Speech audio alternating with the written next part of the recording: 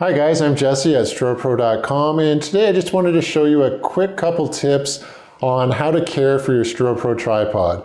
This is the time of year where we always get a lot of customers calling us and asking us questions. How do I maintain this? You know, I took my tripod to the beach and I packed it full of sand and stuff like that. So how do you keep your tripod running in its best shape? Let me show you exactly how to do that.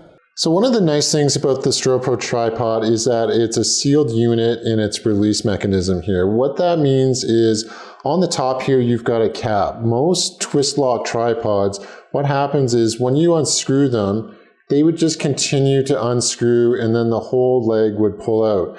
Ours has a patented stop there, so it's only going to let you go a certain way and then it's going to stop, so your leg's not going to disconnect. But what can happen over time after you've been using this a lot is that the sealed unit, just from grabbing it with gloves or with this rubber here, can start to loosen off. And if you loosen it all the way, and I'm just going to back off the rubber so you can see what I'm talking about here. This is the cap, and so this is what it should look like. It's got a tight seal right there. But what happens over time, and if I do this purposely here, the top cap here can become loosened. And then if it comes all the way off, what that will enable your tripod to do is the whole leg can pull right out, and you may have seen these two plastic pieces, those fall off, and then you're left wondering, what the heck do I do with that? So let me show you how to prevent that from happening, and if it already has, how to put it back together. So if this has already happened to you, what you need to do is gather these two stoppers. They are very important. They are different sizes on each section, so we're playing around with the middle section here. If you were on the smaller diameter first section, then they will be a different size, so just keep that in mind. What do you want to do? It's a good idea to do it every once in a while, especially if we're putting this back together, if you've got sand and stuff. Just take a cloth, clean this down, make sure it's fully clean. If you've got sand and stuff in the threads here, just take a toothbrush, clean those off. There is a grease on here, so just watch you don't get it all over your hands here. But to put this back together, you're going to see two notches there, and there's a notch on the actual stopper. And so we're just going to line that up, and once it's lined up, you'll feel it kind of pop in there. It's secure. Then we're just going to grab the other one, make sure that's secure, and there will be a space in between them there. So these will only fit back in if you've done that properly. If you've put them opposite, they're not going to go back in. But then we're just going to start that back in, and you're going to feel there's a groove, so twist it around until you feel that groove, and it's going to be right about there. And once you feel that groove, then it's going to slide back in. You should not have to force that at all. So we're going to slide that back in, and again, I've already pulled back this rubber, which is something you want to do. And then we're just going to grab the top seal of the locking unit, push those together, and this should come up flush. See, I'm not quite all the way there. Twist that, and you see how it kind of goes completely in.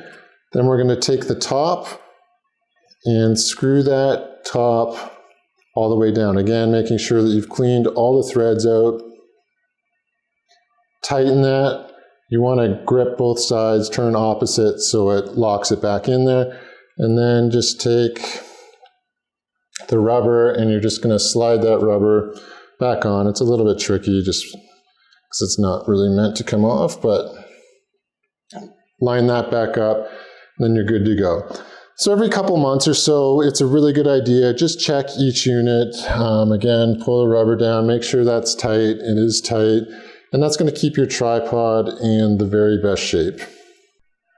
So to prevent this from happening, from the leg from pulling out, you just want to periodically go around, check each one. You're just going to pull the rubber back a little bit, make sure that these are tight. You don't want to see any gap there. So if we happen to pull one back and you see that little thread starting to loosen off there, that's what we don't want. So we just want to make sure that those are completely tight, and then just go around and do that. Another thing that you can watch here is your bag hook. Occasionally this will loosen off over a lot of time. You don't want it to be loose like that. Just make sure that that's tight. That's going to keep that in good use to hook your bag on there. And then I'll just show you a couple of quick tips on the tripod head as well. So I've taken off the ball head here, and this doesn't happen very often, but we've seen it occasionally where someone's using a really heavy load on there. There's 3 screws on the bottom, and very rarely those can become loose. The Allen key's not included, but it's just a small Allen key there, and you just want to make sure that those are tight. If they're not, what can happen is you can notice some play in the pan there. So making sure that those are tight, check that once a year and you should be fine. Now what we want to do is I'll show you how to make sure that this is securely fastened to the actual tripod base here. So if we just screw the head back on to its spigot, and when you do this, you want to make sure that the pan is tight, because otherwise you're just going to be trying to tighten and it's just going to pan around on you. So making sure that that's tight, but mainly we want to grip these 2 plates here, and we just want to make sure that that's on snug. So once it's on snug, you're going to have some Allen keys in your bag on the inside pocket. We want to use the smaller one here. And you want to make sure that this rubber gasket is out of the way. This is a stopper, so when it comes down, it's not hitting on the plate. So we're just going to pull that out of the way there. And what you're going to find is right here is a screw.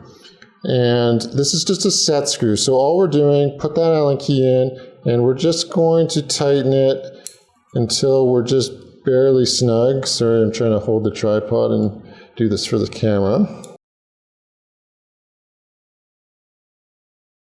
Okay, so there we go. It's tight. I'm just going to give it a tiny little bit more. And all that's doing is it's pushing the screw up into here and it's setting it so it's not going to come loose. So when you're panning, then you're not going to have the actual base come loose on the tripod. It'll just pan exactly how it's designed to do, which is in the actual head itself.